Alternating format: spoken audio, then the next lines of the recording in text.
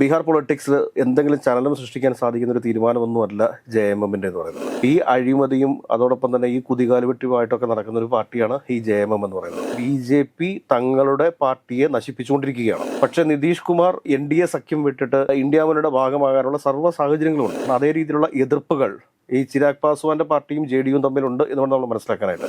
രാഹുൽ ഗാന്ധി പറഞ്ഞിട്ട് പോലും ബീഹാറിലെ കോൺഗ്രസ് നേതാക്കന്മാർ അനുസരിക്കുന്നില്ല. അല്ലെങ്കിൽ PCC അധ്യക്ഷൻ രാജിവെച്ചിട്ട് BJP-യിലേക്ക് പോകുന്ന ഒരു സാഹചര്യത്തെക്കുറിച്ചൊന്നും കോൺഗ്രസിന് ചിന്തിക്കാൻ സാധിക്കില്ല. നമസ്കാരം. ബീഹാറിൽ നിയമസഭാ തെരഞ്ഞെടുപ്പ് എടുക്കാനിരിക്കെ കോൺഗ്രസ് വലിയ പ്രതിസന്ധിയിലാണ്, പ്രത്യേകിച്ച് ഇന്ത്യ മുന്നണി.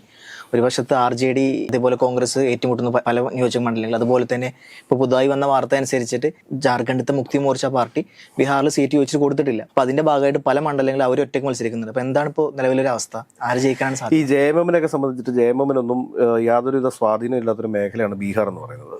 ജാർഖണ്ഡിനോട് ചേർന്ന് കിടക്കുന്ന ബീഹാറിന്റെ ചില സ്ഥലങ്ങളിലൊക്കെ കുറച്ച് സംവിധാനങ്ങളുണ്ട് എന്നുള്ളതിനപ്പുറത്തേക്ക് ബീഹാർ പൊളിറ്റിക്സിൽ എന്തെങ്കിലും ചലനം സൃഷ്ടിക്കാൻ സാധിക്കുന്ന ഒരു തീരുമാനമൊന്നുമല്ല JMM-ന്റെ എന്ന് പറയുന്നത്. ജാർഖണ്ഡ് മുക്തി മോർച്ചയുടെ പണ്ട് തുടങ്ങിയുള്ള ഒരു ചരിത്രം എടുത്തു നോക്കിക്കഴിഞ്ഞാൽ, അതായത് ഹവാല തുടങ്ങി ഇങ്ങോട്ട് എടുത്തു നോക്കിക്കഴിഞ്ഞാൽ, ഈ PV നരസിംഹറാവിന്റെ കാലഘട്ടത്തിലുള്ള ഹവാല ഇടപാടുകളൊക്കെ ഉണ്ടായിരുന്നു.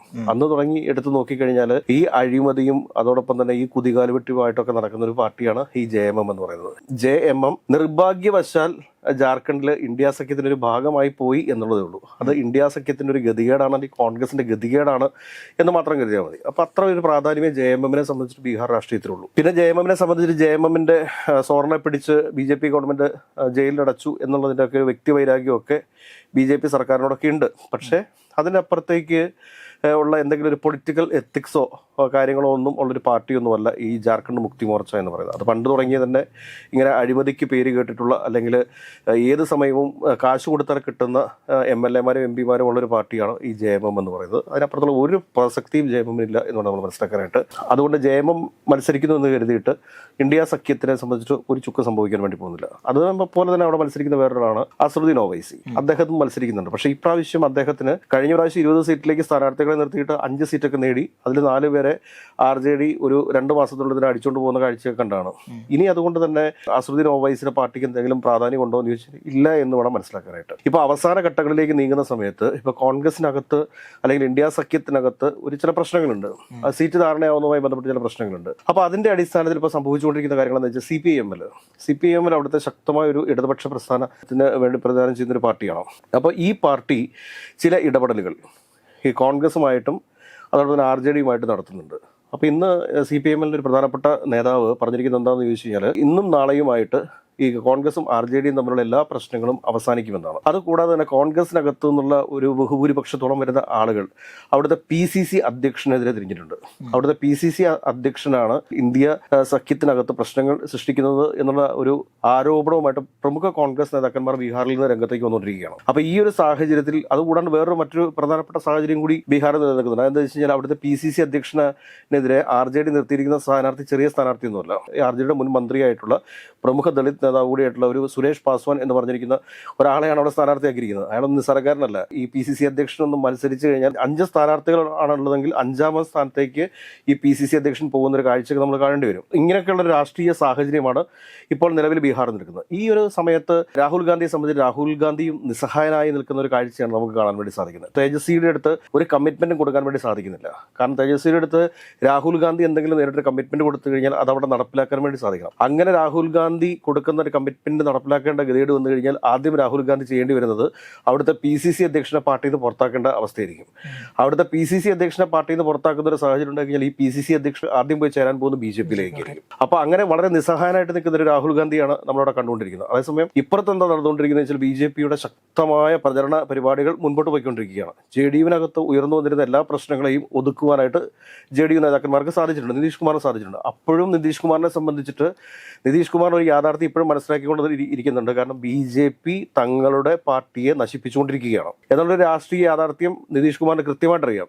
അതുകൊണ്ട് നിതീഷ് കുമാറിനെ സംബന്ധിച്ചിട്ട് ഈ ഇലക്ഷനിൽ BJP ജയിച്ചാലും തോറ്റാലും, പക്ഷെ നിതീഷ് കുമാർ NDA സഖ്യം വിട്ടിട്ട് ഇന്ത്യ മുന്നണിയുടെ ഭാഗമാകാനുള്ള സർവ്വ സാഹചര്യങ്ങളുണ്ട്. സീറ്റ് കുറഞ്ഞു കഴിഞ്ഞാൽ, അതായത് ഒരു 20-25 സീറ്റിലേക്കൊക്കെ JDU ഒതുക്കപ്പെടുന്ന ഒരു രാഷ്ട്രീയ സാഹചര്യം ഉണ്ടായിക്കഴിഞ്ഞാൽ ഒരു കാരണവശാലും BJPക്ക് പിന്തുണ നൽകിക്കൊണ്ട് നിതീഷ് കുമാർ BJPയുടെ ഭാഗമായിട്ട് തുടരത്തില്ല. പല സ്ഥലങ്ങളിലും BJP JDU തർക്കങ്ങളുണ്ട്, പക്ഷെ അത് മാധ്യമങ്ങൾ റിപ്പോർട്ട് ചെയ്യുന്നില്ല എന്ന് മാത്രമേ ഉള്ളൂ. ചിരാഗ് പാസ്വാന്റെ സ്ഥാനാർത്ഥികളെ നിർത്തുന്ന ഒട്ടുമിക്ക സ്ഥലങ്ങളിലും JDU ശക്തമായ എതിർപ്പുകളുണ്ട്. അപ്പോൾ JDUവിന്റെ വോട്ടുകളൊക്കെ ചിരാഗ് പാസ്വാന്റെ പാർട്ടിക്ക് കിട്ടുമെന്ന് പ്രതീക്ഷിച്ച് കഴിഞ്ഞാൽ ഒരിക്കലും പ്രതീക്ഷിക്കാൻ സാധിക്കത്തില്ല. അതേ രീതിയിലുള്ള എതിർപ്പുകൾ ഈ ചിരാഗ് പാസ്വാന്റെ പാർട്ടിയും JDUവും തമ്മിലുണ്ട് എന്നുകൊണ്ട് നമ്മൾ മനസ്സിലാക്കാനായിട്ട്. ഇപ്പൊ എല്ലാ വാർത്താ മാധ്യമങ്ങളും എല്ലാ മീഡിയയും ഇന്ത്യ സഖ്യത്തിനകത്ത് അല്ലെങ്കിൽ മഹാഗഠബന്ധനിൽ പ്രശ്നങ്ങളാണ് എന്ന് പറയുമ്പോഴും ചിരാഗ് പാസ്വാനും JDUവും തമ്മിലുള്ള പ്രശ്നങ്ങളെക്കുറിച്ച് ഒരു വാർത്താ മാധ്യമങ്ങളും റിപ്പോർട്ട് ചെയ്യുന്നില്ല.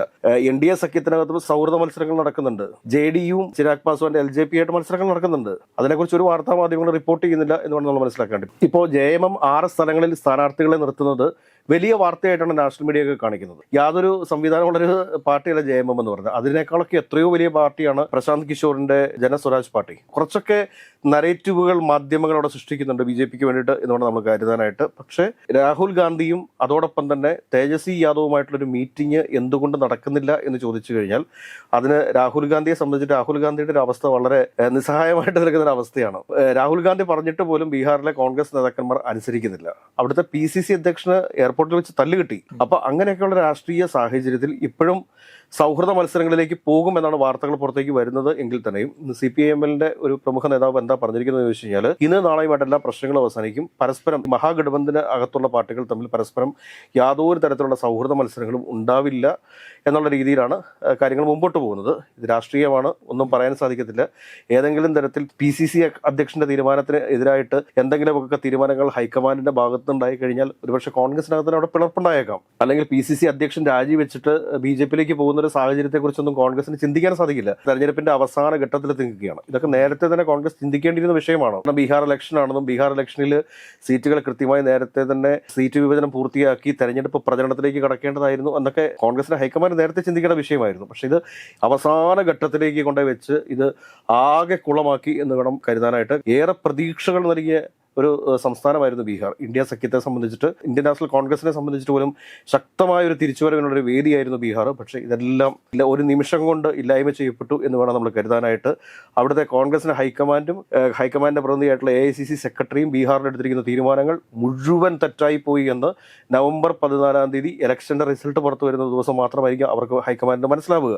അതുവരെ ഇപ്പോഴും അവർ ഈ പറഞ്ഞ PCC അധ്യക്ഷനെയും അവിടെയുള്ള AICC സെക്രട്ടറിയെയും നിരീക്ഷകരെയും ഒക്കെ വിശ്വസിച്ചോടാണ് ഹൈക്കമാൻഡ് ഇരിക്കുന്നത്. പക്ഷെ അവരുടെ വിശ്വാസങ്ങളൊക്കെ തെറ്റാണ്. അവസാന നിമിഷം തേജസ്വി യാദവിന്റെ അടുത്ത് രാഹുൽ ഗാന്ധി നൽകുന്ന ഒരു കമ്മിറ്റ്മെന്റ് ഇവിടുത്തെ PCC ഭാരവാഹികൾ പാലിക്കുമോ എന്ന ഒരു സംശയമുള്ളതിനാലാണ് രാഹുൽ ഗാന്ധി തേജസ്വി യാദവിനെ പോലും കാണാതെ ഇരിക്കുന്നതെന്നാണ് മുതിർന്ന മാധ്യമ പ്രവർത്തകർ ബീഹാറിൽ നമ്മോട് സംസാരിക്കുമ്പോൾ നമ്മളോട് പറയുന്നത്. സങ്കീർണമായ ഒരു സാഹചര്യത്തിലൂടെയാണ് കോൺഗ്രസും അതോടൊപ്പം തന്നെ മഹാഗഠബന്ധനും ബീഹാറിൽ മുൻപോട്ട് പോകുന്നത്. RJDയെ സംബന്ധിച്ച് RJDയുടെ സംഘടനാ സംവിധാനങ്ങൾ ഉപയോഗിച്ച് കൃത്യമായ പ്രവർത്തനങ്ങൾ ബീഹാറിൽ നടക്കുന്നുണ്ട്. അത് വെച്ചിട്ട് RJD ഒരു വളരെ വലിയൊരു മുന്നേറ്റം അവിടെ കാഴ്ചവെക്കും. BJPയും വളരെ വലിയൊരു മുന്നേറ്റം അവിടെ കാഴ്ചവെക്കും. പക്ഷേ ജനതാദൾ യുണൈറ്റഡിന്റെയും അതോടൊപ്പം തന്നെ കോൺഗ്രസിന്റെയും അവസ്ഥ ഏറെ പരിതാപകരമായിരിക്കും എന്നുള്ള കാര്യത്തിൽ തർക്കമൊന്നും വേണ്ട. അതുകൂടാതെ അവിടെ നേട്ടമുണ്ടാക്കുന്ന മറ്റൊരു രാഷ്ട്രീയ പാർട്ടിയാണ് പ്രശാന്ത് കിഷോറിന്റെ ജനസ്വരാജ് പാർട്ടി. ഈ ജനസ്വരാജ് പാർട്ടിയും ഒരുപക്ഷെ കുറച്ചൊക്കെ നേട്ടങ്ങൾ ഉണ്ടാക്കാനും വോട്ടിംഗ് പെർസെന്റേജ് വർദ്ധിപ്പിക്കാനായിട്ടുള്ള സാധ്യതകളൊക്കെ ഉണ്ട്. ഈ ജനസ്വരാജ് പാർട്ടി അതുപോലെ JMM തമ്മിൽ ഒരു അലയൻസ് ഉണ്ടാവാൻ ചാൻസ് ഉണ്ടാവും? ഇല്ല, ഇനിയിപ്പോൾ അലയൻസിനൊന്നും ഒരു സാധ്യതയില്ല. കാരണം എന്താ വെച്ചാൽ ഒന്നാം ഘട്ട വോട്ടെടുപ്പിന്റെ നോമിനേഷൻ പിൻവലിക്കേണ്ട അവസാന ദിവസം നാളെയാണ്. അതിനുള്ളൊരു ശക്തിയൊന്നും അല്ല JMM. ഒരു 0.1% വോട്ട് ഒരു പക്ഷേ ഉണ്ടാവാം, അതിനപ്പുറത്തേക്കില്ല. പിന്നെ എന്താ വെച്ചാൽ ഈ ജാതി രാഷ്ട്രീയം ഏറ്റവും കൂടുതലുള്ളൊരു നാടാണ് ഈ ബീഹാർ എന്ന് പറയുന്നത്. ഈ ജാട്ടുകളുടെ വോട്ട് പ്രതീക്ഷിച്ചുകൊണ്ട് മാത്രമാണ് JMMനെ മഹാഗഠബന്ധന്റെ ഭാഗമാക്കിയിരിക്കുന്നത് തന്നെ. ജാതി രാഷ്ട്രീയത്തിന് ഏറ്റവും പേരുകെട്ടൊരു മണ്ണാണ് ഈ ബീഹാർ എന്ന് പറയുന്നത്. ബീഹാർ എന്ന് പറഞ്ഞു കഴിഞ്ഞാൽ ഇന്ത്യയിൽ അറിയപ്പെടുന്ന ജാതി രാഷ്ട്രീയം ഏറ്റവും കൂടുതലുള്ള അല്ലെങ്കിൽ ജാതി സമവാക്യങ്ങൾ ഏറ്റവും കൂടുതലുള്ളൊരു സ്ഥലമാണ് ബീഹാർ എന്ന് പറയുന്നത്. അതുകൊണ്ട് തോന്നുന്നില്ല, കാരണം എല്ലാം കൈവിട്ടുപോയി വളരെ നിസ്സഹായനായിട്ട് നിൽക്കുന്ന ഒരു രാഹുൽ ഗാന്ധിയാണ് ഈ സമയം വരെ നമുക്ക് കാണാൻ വേണ്ടി സാധിക്കുക. ഇനി നാളെ എന്ത് സംഭവിക്കും, എല്ലാ മാജിക്കും രാഹുൽ ഗാന്ധിയുടെയും കോൺഗ്രസ് ഹൈക്കമാൻഡിന്റെയും ഭാഗത്തുനിന്ന് ഉണ്ടാവുമോ എന്ന് നമുക്ക് അറിഞ്ഞുകൂടാം.